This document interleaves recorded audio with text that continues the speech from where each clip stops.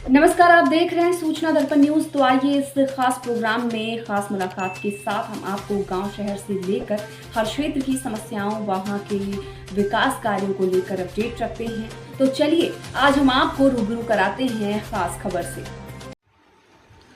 नमस्कार, आप देख रहे हैं सूचना दर्पण न्यूज का खास प्रोग्राम खास मुलाकात। आज हमारे साथ खास मुलाकात की कड़ी में है, अगर बात करें ग्राम पंचायत दौलतपुरा की, तो यहाँ से सरपंच पद पे है श्रीमती शिवानी जी बेरड़। और आज खास मुलाकात की कड़ी में हमारे साथ हैं सरपंच प्रतिनिधि श्रीमान सुनील जी बेरड़।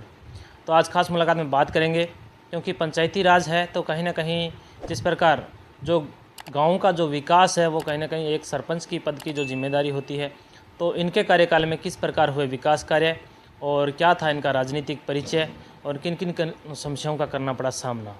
तो सुनील जी, सबसे पहले तो हमारे चैनल में स्वागत है आपका। नमस्कार जी, बहुत बहुत आपका भी। पधारे हो आप यहाँ हमारे गांव में, पूरे गांव की तरफ से आपका स्वागत है। सुनील जी, अपने दर्शकों को सबसे पहले अपना राजनीतिक परिचय बताइए, अपना पारिवारिक पृष्ठभूमि किस प्रकार रही, राजनीति में आने का क्या कारण। पूर्व में मेरे फादर साहब श्री ओम प्रकाश जी बेरड़ सोसाइटी के जीएसएस के अध्यक्ष रहे हैं 17 साल, और मैं मास्टर एमएससी आईटी करके यहाँ आया हूँ और सोचा गांव को कुछ एक नया स्वरूप दूँ, नया रूप दूँ, टेक्नोलॉजी को विकसित करूँ। इसके लिए मैंने यहाँ आके चुनाव लड़ा है। बिल्कुल। तो कैसा रहा गांव वालों का सहयोग, किस प्रकार, जैसे राजनीति में आए हो, आपकी धर्मपत्नी को सरपंच पद पे चुना है, तो ग्रामवासियों का सहयोग कैसे रहा। बहुत अच्छा रहा जी, हर एक वर्ग का, किसान, गरीब, मजदूर, व्यापारी, सबका बहुत अच्छा सहयोग रहा, तभी आज इस पद पर आसीन है। और एक चीज़ और बताऊं, सहयोग का आपको बताऊं तो दौलतपुरा के इतिहास की आज तक की सबसे बड़ी जीत 451 वोटों से, ये आप सोच सकते हो, सबका सहयोग रहा है तभी इतना अच्छा हुआ है। बिल्कुल, यानी कि क्योंकि जनता है वो जनार्दन है, कहीं ना कहीं जो उनकी जो अहम भूमिका रहती है राजनीति में, जिस प्रकार आपको चुनना और एक सरपंच पद पे लाना।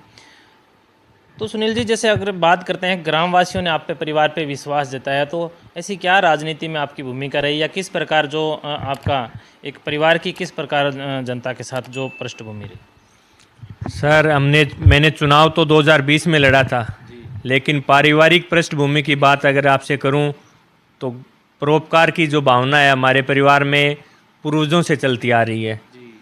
2014 की बात है जी, आंधी तूफान आ जाता था तो मिर्जेवाड़ा सब स्टेशन था, यहाँ पावर हाउस नहीं था दौलतपुरा में, उसके लिए जगह नहीं थी, 3-3 दिन लाइटें नहीं रहती थी, इन्वर्टर की उस टाइम सुविधा नहीं थी, तो हमारे परिवार ने on road 1 bigha Bhumi sub station को दी है। और आज गांव में हर घर में जो दीपक रोशनी है, लाइटें जल रही है, किसानों के खेतों में ट्यूबवेल जो चल रहे हैं, 6 घंटे लाइट मिल रही है, तो उसमें हमारे परिवार का काफ़ी सहयोग रहा है। हमारे दादी जी एक्सपायर हुए, उनके नाम पे हमने 1 बीघा भूमि सब स्टेशन को दी है, तो उससे बिजली के क्षेत्र में हमें बहुत कोई दिक्कत अब है नहीं।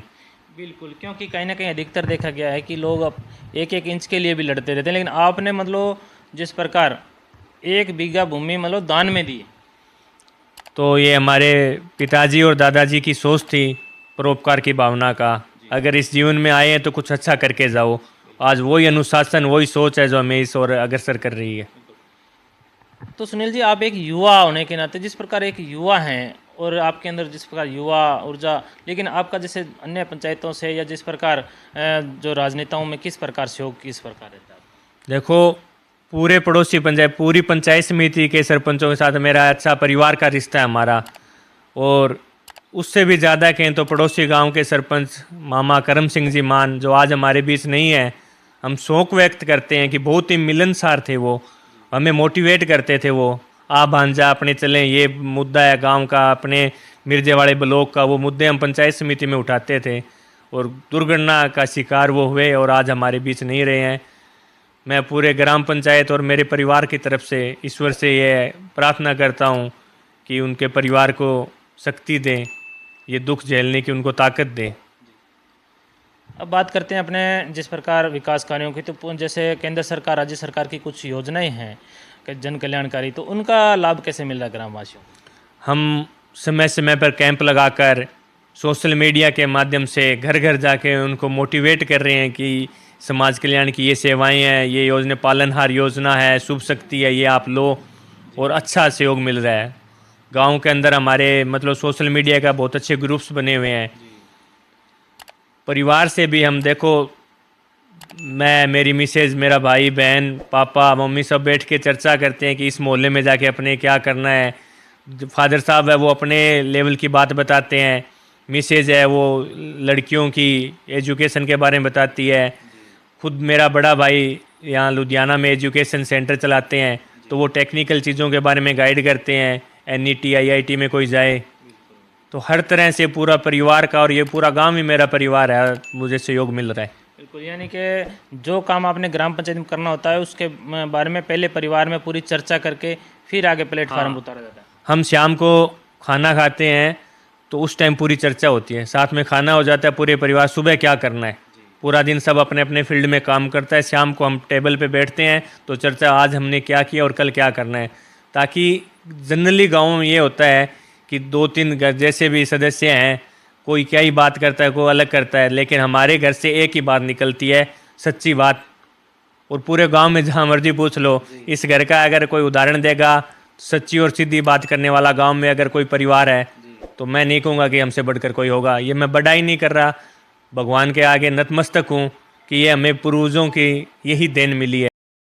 तो अगर बात करें सुनील जी, क्योंकि कहीं ना कहीं जैसे पंचायती राज में आते हैं तो समस्याओं का सामना करना पड़ता है, क्योंकि ग्राम पंचायत की जो भी मूलभूत आवश्यकताएं हैं तो उसमें कहीं ना कहीं जैसे आपकी अहम भूमिका रही है, तो क्या क्या समस्याओं का सामना करना पड़ा?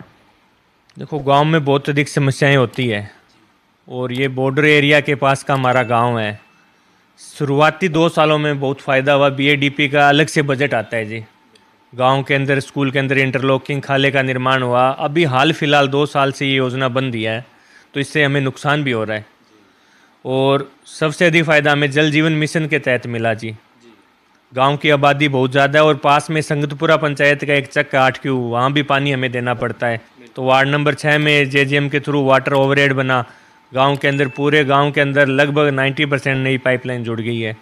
यहाँ तक कि 6Q 7Q हमारे 2 डाणियाँ आती है, जहाँ 50 डाणियाँ हैं, वहाँ भी पाइपलाइन को हम जोड़ चुके हैं।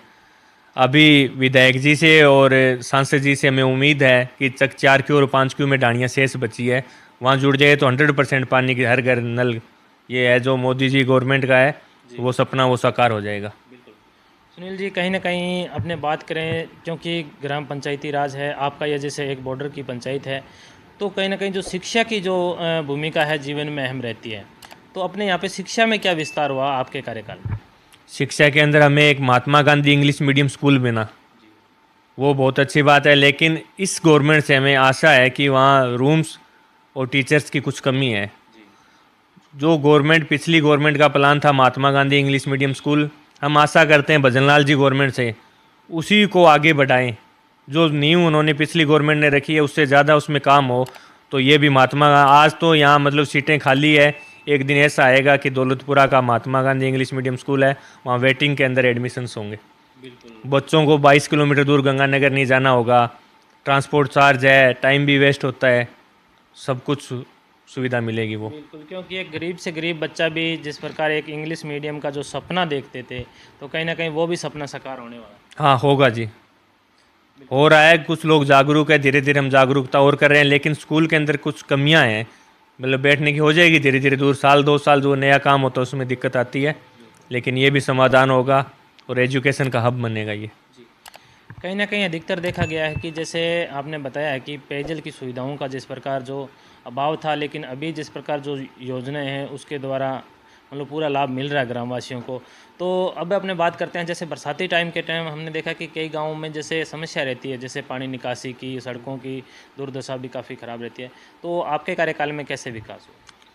पानी निकासी के लिए पिछली पंचायत ने भी अच्छा काम किया था। वार्ड नंबर 6 में पंप हाउस लगाकर मतलब पाइपलाइन डाली हुई है नहर के उस ओर, तो ट्रैक्टर से, इंजन से हम लगा के पानी निकाल देते हैं। और वार्ड नंबर 1 में भी हमने जोड़ की 4 दीवारी की है, तो बरसाती पानी वाटर वर्क्स में ना मिले। और अभी पंचायत समिति मद से मैं पूरी पंचायत समिति वीडियो साहब का, AN साहब का धन्यवाद करता हूँ कि उन्होंने पाइपलाइन और स्वीकृत कर दी है, ताकि इस साइड का गांव के दूसरे छोर का पानी भी खेतों में निकल जाए, तो बरसात के पानी से निजात मिल जाएगी। दिक्कत है, लेकिन उसका समस्या का हल हमारे पास है और कर लेंगे हम। सर साहब, एक बात करते हैं, जैसे क्योंकि अपना ये ग्रामीण क्षेत्र है, ग्रामीण क्षेत्र में अधिकतर किसान निवास करते हैं, तो किसानों के लिए क्या सौगातें रही आपके कार्यकाल? देखो, किसानों के लिए आज से काफ़ी 20-25 साल पहले हमारे यहाँ वार्ड नंबर 1 में मंडी कटी थी जी। मैं किसी पे कटाक्ष नहीं करूँगा, लेकिन मेरे को ये लग रहा है कि वोट की राजनीति के कारण वहाँ कब्जा हो चुका है, वो मंडियाँ ध्वस्त हो चुकी है। अगर उसी टाइम से दर बाय दर वो होती तो आज पूरा मंडी का हब बन जाता। हम कोशिश कर रहे हैं उसी मंडी प्रांगण दोबारा यहाँ से स्टार्ट हो, ताकि 25 किलोमीटर दूर लोडिंग के लिए, और वो गांव के अंदर आज गंगानगर जाके हमें अपना माल बेचना पड़ता है, वो गांव के अंदर मंडी बने। बिल्कुल। तो किसानों के लिए आपकी क्या सौगातें रही? कोई डिग्गियों का निर्माण या खाड़ों का निर्माण ऐसा कुछ मतलब हुआ भी? हाँ, मतलब नरेगा के तहत काम हुआ है, अपना काम अपना खेत के तहत। खाले बने हैं, डिग्गियाँ बनी है, कैटल शेड बने हैं। शर्मा साहब, युवा होने के नाते आपसे एक ये भी मैं सवाल पूछना चाहूँगा कि जिस प्रकार युवाओं के लिए क्या आपकी सौगात रही, और वर्तमान में देखा गया कि जो युवा है वो कहीं ना कहीं नशे की तरफ आकर्षित होता जा रहा है और अपना जो भविष्य है वो कहीं ना कहीं खतरे में, तो युवाओं को क्या सीख देना चाहोगे?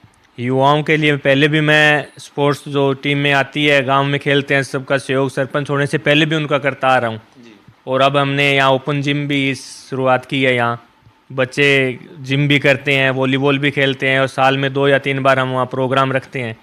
बाहर से टीमें भी आती है। दौलतपुरा का नाम क्रिकेट, फुटबॉल और वॉलीबॉल के अंदर पूरे एरिया के अंदर हमारा फेमस है। और बच्चों को हम नशा मुक्त दौलतपुरा एक मुहिम हमने गांव में चलाई, एक टीम बनाई है और बहुत अच्छा काम कर रही है। वो पूरे एरिया के अंदर कर रही है, बॉर्डर एरिया के अंदर। कहीं भी हमें कोई डाउटफुल लगता है तो उसको हम पकड़ते हैं। पुलिस प्रशासन भी हमारा सहयोग कर रहा है। आज से 1 महीने पहले नशा मुक्त दौलतपुरा जियानी जी है यहाँ नग्गी गांव के, उन्होंने कार्यक्रम रखा था। बहुत अच्छा कार्यक्रम रहा, देखने लायक था वो। बिल्कुल। अपने सरपंच साहब हैं श्रीमती शिवानी जी बेरड, ये भी एक महिला हैं, तो महिला होने के नाते बालिका शिक्षा को बढ़ावा देने के लिए और महिलाओं के लिए क्या योगदान रहेगा? देखो, आरक्षण राजस्थान गवर्नमेंट की बहुत अच्छी स्कीम है। एक महिला को मुखिया के पद के ऊपर वो जागरूक कर रही है, मौका दे रही है। इससे महिलाओं का हौसला बुलंद हो रहा है। पहले जो महिलाएं घर में बैठी रहती थी, आज बाहर जाके प्रोग्राम में बैठती है, बच्चियों से मिलती है, जुड़ती है। तो मैं तो चाहता हूँ कि 50-50 हो, ये आरक्षण होना चाहिए। शर्मा साहब, कहीं ना कहीं ग्रामीण क्षेत्रों में देखा गया है कि जैसे कि कुप्रथाएं भी है, जैसे बाल विवाह है, मृत्यु भोज है। आप ग्राम पंचायत के मुखिया होने के नाते किस प्रकार क्या लोगों को सीख देना चाहोगे? देखो, हमारा ये गांव मॉडल दौलतपुरा है। यहाँ नगण्य है ऐसी कुप्रथा, और जो भी है हम समझाई से उनको दूर कर रहे हैं। बस मैं आपको ये कह रहा हूँ कि हमारे गांव की 2 ही समस्या बची है।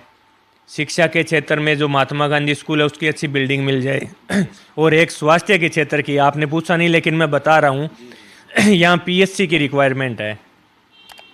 मैं विधायक साहब से ये भी प्रपोजल दे रखे हैं और उन्होंने आश्वस्त भी हमें किया है, बहुत जल्दी आपको पीएचसी देंगे। अगर यहाँ एमबीबीएस एमडी डॉक्टर बैठ जाए ना, तो सब कुछ है यहाँ गाँव के अंदर। अपने बात करते हैं, क्योंकि अभी भी आपका काफ़ी समय पड़ा है, तो इसमें अपने ग्राम पंचायत को किस रूप में देखना चाहोगे?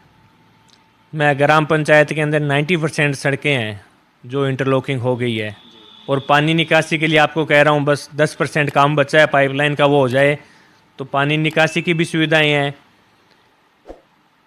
एजुकेशन की बात करें तो साहब ने बोल दिया, और एक हायर सेकेंडरी स्कूल के अंदर अब जैसे ही वाइस प्रिंसिपल की पोस्टें आई है, उस कारण हमारे साइंस विज्ञान संकाय के कुछ पोस्टें खाली है। तो गवर्नमेंट ने हमें आश्वस्त किया कि बहुत जल्दी वो दे देंगे। चिकित्सा के क्षेत्र में पीएचसी दे देंगे। नशा मुक्त पूरा गांव पूरा सहयोग कर रहा है। भी हम ये चाहते हैं कि राजस्थान के अंदर हमारा गांव मॉडल बने। तो सरपंच साहब, दीपावली का महोत्सव आ रहा है, ग्रामवासियों ने आपको एक सरपंच पद की, आपके परिवार को जिम्मेदारी का पद सौंपा है।